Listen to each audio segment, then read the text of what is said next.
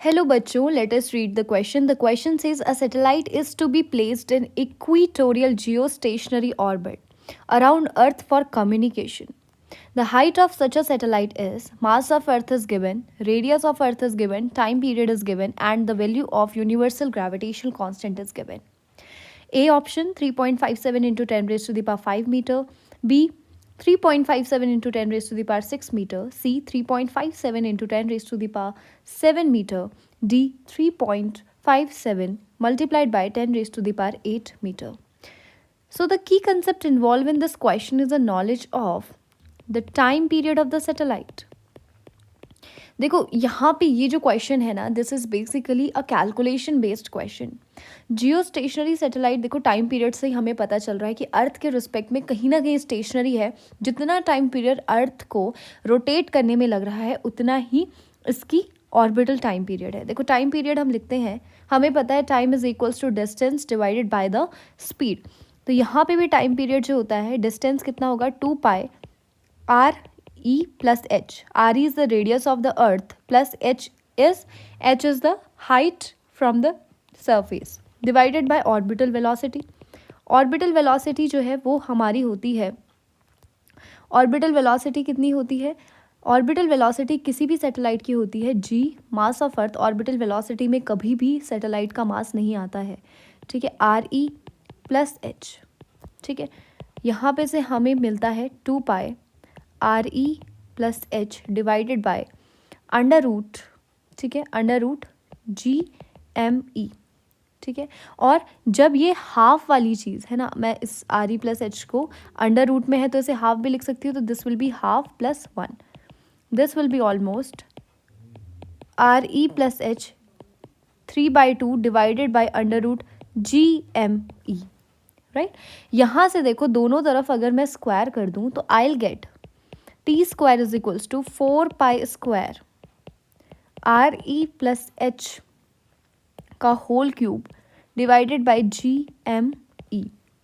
M I right. अब यहाँ से देखो, यहाँ से मैं RE प्लस एच वाली टर्म को एक तरफ रखती हूँ, ठीक है. RE plus h whole cube is equals to T square multiplied by G mass of earth divided by 4 pi square. और यहाँ से RE plus H is equals to T square GME divided by 4 pi square, और ये इधर हो जाएगा 1/3, ठीक है. और यहाँ से h की वैल्यू मेरे पास आएगी T square G mass of earth divided by 4 pi square minus RE, और यहाँ पे था 1/3.